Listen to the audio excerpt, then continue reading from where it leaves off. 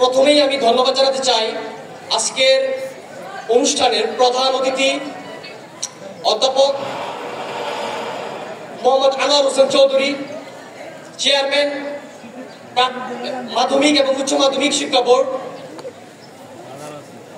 তারপর আমি শুভেচ্ছা জানাতে চাই অধ্যাপক মতিউর রহমান, সাবেক বিভাগীয় প্রধান, এমসি বিশ্ববিদ্যালয়, যিনি আমার সরাসরি শিক্ষক। আমি এই বিভাগের শিক্ষার্থী।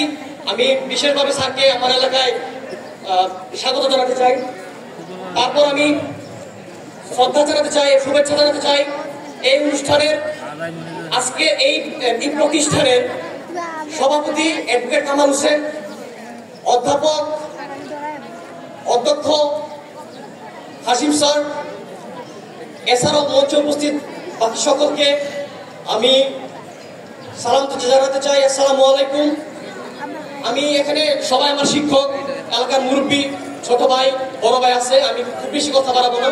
আমি শুধু এটা বলতে চাই যে আজকের যারা এসএসসি পরীক্ষা দিতে যাচ্ছে তারা সম্ভবত এটা তাদের প্রথম পাবলিক পরীক্ষা, তারা সম্ভবত জিএসসি পরীক্ষা দেয়নি। তো তাদের জন্য একটা ক্রুশাল মুভমেন্ট, গুরুত্বপূর্ণ সময়। তারা স্কুল থেকে বিদায় নিয়ে তারা কলেজে যাবে, বিশ্ববিদ্যালয়ে যাবে, তাদের জন্য এটা খুবই ভাইটাল একটা পয়েন্ট। সো আমি তাদের শুভকামনা জানাই এবং তাদেরকে পরামর্শ দিতে চাই তারা যাতে তাদের নার্ভ কন্ট্রোল রাখে, তারা যাতে মানসিকভাবে স্থির থাকে।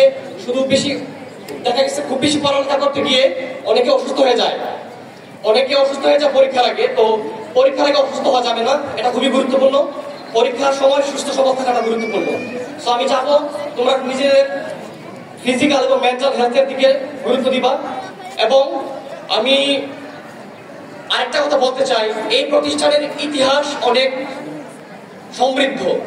এই প্রতিষ্ঠান থেকে ঢাকা বিশ্ববিদ্যালয়, বুয়েট, জাহাঙ্গীরনগর বিশ্ববিদ্যালয়, শাহজালাল বিশ্ববিদ্যালয়, নোয়াখালী বিজ্ঞান ও প্রযুক্তি বিশ্ববিদ্যালয়, মেডিকেল, রাজশাহী বিশ্ববিদ্যালয়, প্রত্যেকটা বাংলাদেশের যে পাবলিক বিশ্ববিদ্যালয়গুলো আছে, পাবলিক মেডিকেলগুলো আছে, ইঞ্জিনিয়ারিং বিশ্ববিদ্যালয়গুলো আছে, জাতীয় বিশ্ববিদ্যালয়গুলো আছে, প্রত্যেকটা জায়গায় এবং এমনকি বিদেশে, কানাডা, আমেরিকা, ইউরোপের বিভিন্ন দেশে এই প্রতিষ্ঠানের শিক্ষার্থীরা খুবই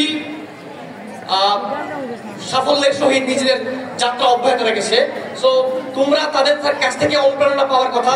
যদিও দুঃখজনক ভাবে বিগত কয়েক বছর এই ধারাটা একটু রেশিও একটু কমে গেছিল, বাট আমি চাইবো তাদেরকে সামনে নিয়ে আসা হোক।